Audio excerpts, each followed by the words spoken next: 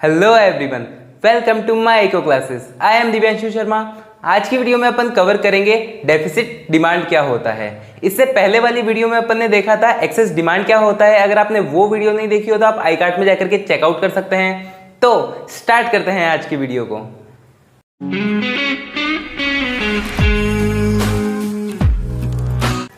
Start करते हैं अपन deficit demand से। डेफिसिट डिमांड क्या होती है? इससे पहले वाली वीडियो में अपन ने देखा एक्सेस डिमांड क्या होती है। एक्सेस डिमांड में अपन ने ये देखा था कि जब मार्केट में डिमांड बढ़ जाती है ड्यू टू एनी रीजंस अपन ने कवर किए थे। उन रीजंस की वजह से जब भी डिमांड बढ़ जाती है तब वो क्या हो जाती है? एक्सेस डिमांड हो जाती है। मतलब इकोनॉमी में टोटल डिमांड बढ़ जाती है। तब डेफिसिट डिमांड की बात करते हैं जब अपन उसमें ये देखते हैं कि मार्केट में क्या होता है, डिमांड कम हो जाती है लोगों की, जिसकी वजह से क्या होती है? प्राइसेस कम हो जाती है गुड्स की, और प्रोड्यूसर्स के पास क्या हो जाता है? एक्सेस स्टॉक हो जाता है। तो वो अपन देखते हैं एग्रीगेट डिमांड में। एग्रीगेट डिमांड यानी ऐसी सिचुएशन जहां पे लोग डिमांड करना कम कर देते हैं, एक लेवल से कम कर देते हैं। ठीक है, अपन बात करते हैं इकोनॉमी में क्या होता है? फुल एम्प्लॉयमेंट की सिचुएशन होती है, मतलब जहाँ पे इनकम, आउटपुट और एम्प्लॉयमेंट फिक्स होता है। ठीक है, वो जगह ये वाली है। जैसे देखो ये जगह क्या है, चेंज करता हूं मैं, ये जगह क्या है? ये फुल एम्प्लॉयमेंट की जगह ही है। देखो ये फुल एम्प्लॉयमेंट की जगह है। यहाँ पे क्या हो गई? इनकम, आउटपुट और एम्प्लॉयमेंट फिक्स हो गए। ये अपन ने देख लिया। अब इकोनॉमी की कैपेसिटी कितनी है इतना प्रोड्यूस करने की? अपन व्हीट का ही एग्जांपल लेके चलते हैं। व्हीट पे अपन देखते हैं अगर इकोनॉमी की 200 टन प्रोड्यूस करने की कैपेसिटी है तो वो उतनी है। ठीक है, और वो उतनी कर भी रही है। बाकी ड्यू टू एनी रीजन क्या होता है? लोगों की एग्रीगेट डिमांड, मतलब लोगों की डिमांड कम हो जाती है। उससे क्या होगा? लोगों की डिमांड कम हो गई तो अब जो बना है ये 200 टन का जो प्रोडक्शन हुआ है वो क्या रह जाएगा? वो फालतू रह जाएगा। इसलिए उसमें क्या करते हैं, जैसे अपन ने माइक्रो में पढ़ा था, जब क्या होती है डिमांड कम हो जाती है तब लोग क्या करते हैं? चीज़ों को सस्ते पे बेचते हैं कि यार तुम ले जाओ। ठीक है, ऐसी सिचुएशन आ जाती है और उस सिचुएशन को अपन क्या कहते हैं? डिफ्लेशनरी सिचुएशन, यानी डिफ्लेशनरी गैप। ये जो गैप है वो डिफ्लेशनरी गैप है। ये डिमांड कम होने का कर्व है। अब एक बार इसकी डेफिनेशन पढ़ो, आपको इमीडिएट समझ में आ जाएगा क्या बात करते हैं अपन। डेफिसिट डिमांड की बात करते हैं, it refers to the situation. ये क्या बात करते हैं? एक सिचुएशन की बात करते हैं जहाँ पे क्या होता है? एग्रीगेट डिमांड क्या हो जाती है? कम हो जाती है। Is short of aggregate supply, मतलब एग्रीगेट सप्लाई जहाँ पे होती है उससे कम हो जाती है। Corresponding to the full employment in the economy, i.e. That is aggregate demand less than aggregate supply. मतलब एग्रीगेट सप्लाई कितनी हो रही है? इतनी हो रही है। ये क्या है? फुल एम्प्लॉयमेंट की सिचुएशन है। बाकी अब क्या हो गई? डिमांड कम हो गई और डिमांड यहाँ पे नीचे शिफ्ट हो गई ये जगह। ठीक है, तो इस वजह से क्या होगा? एग्रीगेट डिमांड कम हो जाएगी किससे? एग्रीगेट सप्लाई से। समझ गए अपन? आगे देखते हैं। अब अपन देखते हैं ये जो बात है, ये डिफ्लेशनरी गैप। ये डिफ्लेशनरी गैप होता क्या है, ये क्या शो करता है? देखो deflationary gap is the amount by which the aggregate demand falls. जिससे क्या होती है? एग्रीगेट डिमांड फॉल होती है short of the aggregate supply. Aggregate supply से कम हो जाती है at the full employment level. Full employment level पे यहाँ पे क्या होता है? एग्रीगेट डिमांड एग्रीगेट सप्लाई के बराबर होता है, जहाँ पे इकोनॉमी फुल कैपेसिटी से प्रोडक्शन कर रही होती है। ठीक है, it is called deflationary because it leads to fall in the price level. इससे क्या होता है? इसको अपन सिचुएशन कहते हैं, डिफ्लेशनरी सिचुएशन कहते हैं। इसकी वजह से क्या होता है? प्राइस में फॉल होता है, मतलब प्राइस में गिरावट आ जाती है। समझ गए अपन? आगे चलते हैं। अब अपन देखते हैं कौन कौन से कारण होते हैं डेफिसिट डिमांड के, मतलब डिमांड में कमी आने के कौन कौन से कारण होते हैं। अब जैसे आपने एक्सेस डिमांड का पढ़ा था कि एक्सेस डिमांड के क्या क्या कारण होते हैं, उनको बिल्कुल अपोजिट कर दो, वो क्या हो जाएंगे?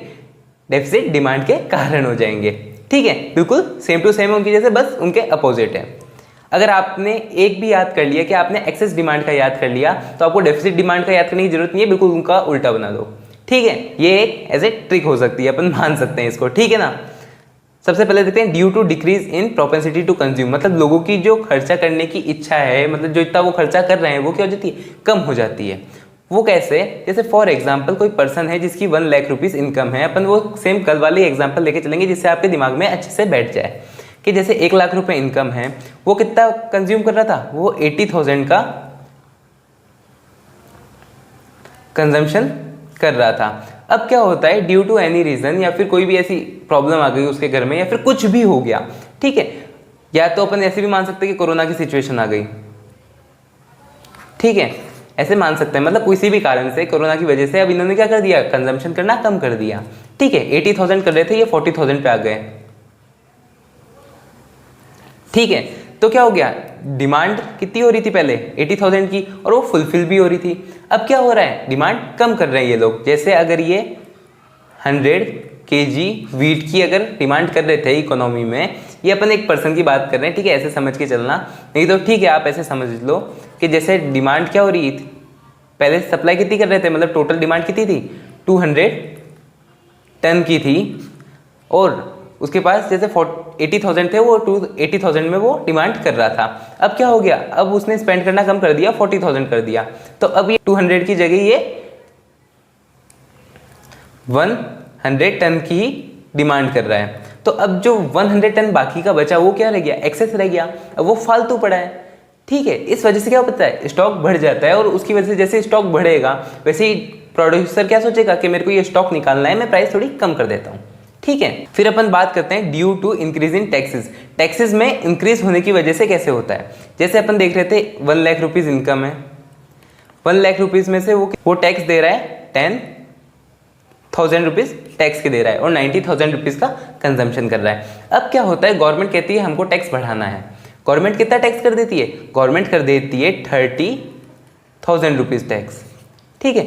अब पहले वो 90,000 का कंजम्पशन कर रहा था, अब जैसे 30,000 का टैक्स लग गया, अब वो कंजम्पशन कितने का करेगा, 70,000 का करेगा, कंजम्पशन कम हो गया उसका। इस वजह से भी क्या होता है, डेफिसिट डिमांड हो जाती है।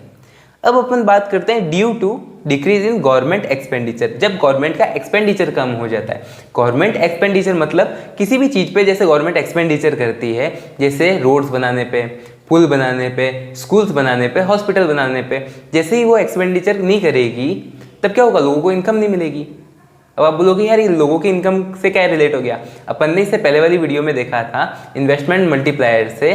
क्या देखा था अपन ने, जैसे गवर्नमेंट इन्वेस्टमेंट करती है, यानी गवर्नमेंट कोई भी एक्सपेंडिचर करती है, अपन नॉर्मल भाषा में एक्सपेंडिचर लेके समझते हैं कि अगर गवर्नमेंट कोई भी एक्सपेंडिचर करती है तो किसी ना किसी की तो इनकम होगी।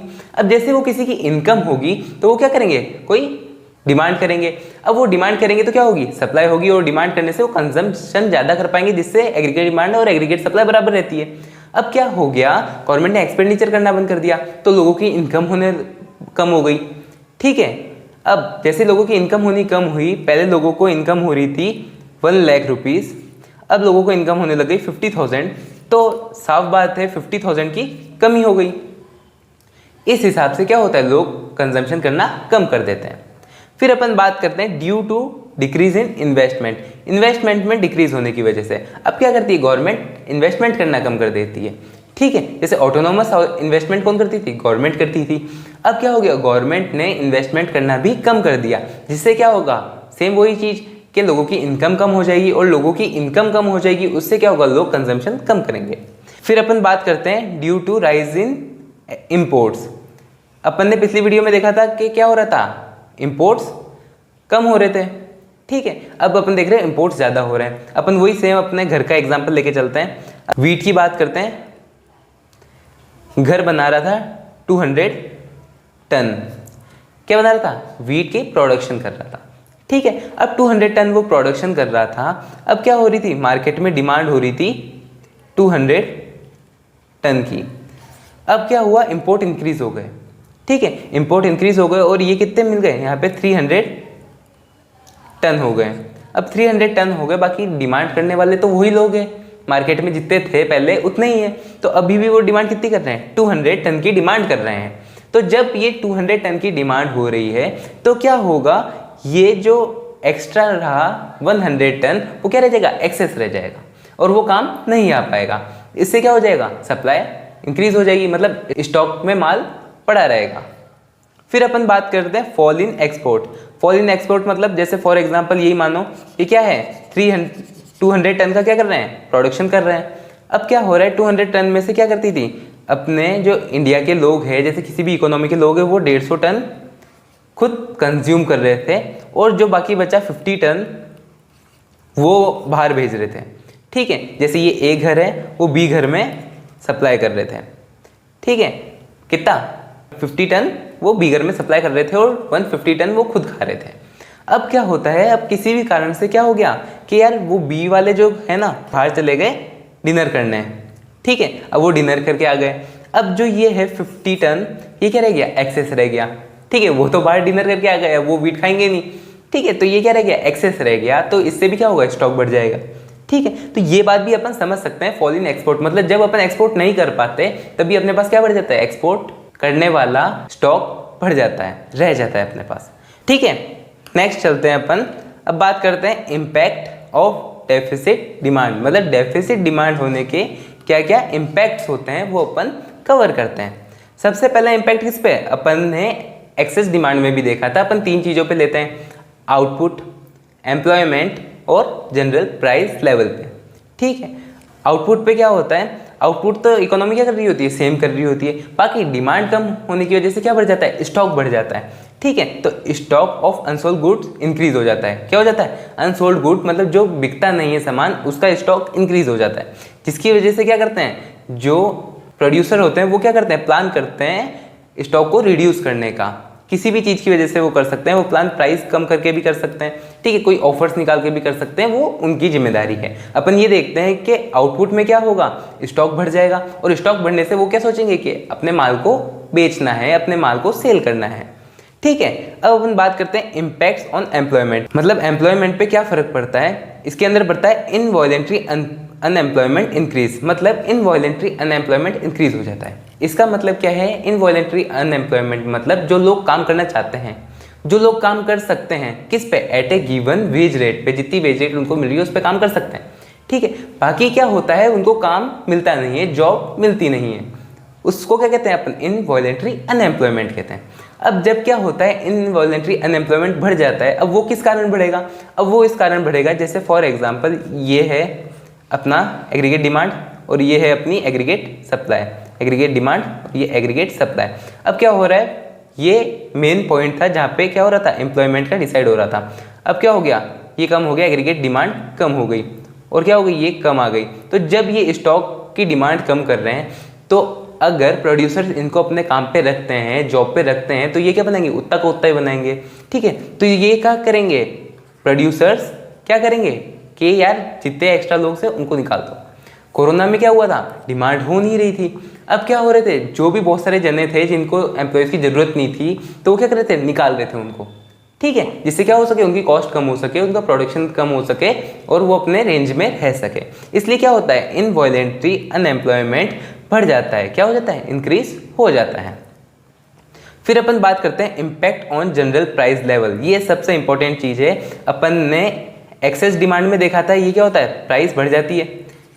अपन डेफिसिट डिमांड में क्या देख रहे हैं, प्राइस कम हो जाती है, सेम पॉइंट है, सिर्फ उसका उल्टा है। इसके अंदर क्या होता है, प्राइस डिक्रीज हो जाती है। क्यों हो जाती है, कि जैसे अपन ने माइक्रो में ये कॉन्सेप्ट पढ़ा है, जहाँ पे डिमांड डिक्रीज हो जाती है तो उसका फर्क प्राइस पे क्या पड़ता है, प्राइस भी कम हो जाती है। प्राइस का और डिमांड का सेम रिलेशन आता है जब अपन डिमांड के पॉइंट ऑफ व्यू से देखते हैं, जब डिमांड को अपन क्या रखते हैं, इंडिपेंडेंट रखते हैं, ठीक है, कि अगर डिमांड कम होगी तो प्राइस कम हो जाएगी, और डिमांड ज़्यादा बढ़ेगी तो प्राइस भी क्या हो जाएगी, ज़्यादा बढ़ जाएगी, जब अपन डिमांड की तरफ से देखते हैं। तो समझ गए अपन। तो ये होता है इम्पैक्ट ऑफ डेफिसिट डिमांड, किस पे, मार्केट पे, जनरल प्राइस लेवल पे, एम्प्लॉयमेंट पे और आउटपुट पे। नेक्स्ट वीडियो में अपन कवर करेंगे कंट्रोल कैसे करेंगे अपन एक्सेस डिमांड को और डेफिसिट डिमांड को। तो आज की वीडियो में इतना ही। अगर आपको वीडियो अच्छी लगी है तो इसको लाइक कर दीजिए, चैनल को सब्सक्राइब कर दीजिए। कोई भी क्वेश्चन हो या डाउट हो तो आप कमेंट बॉक्स में पूछ सकते हैं। अपन मिलेंगे नेक्स्ट वीडियो में। Thanks for watching.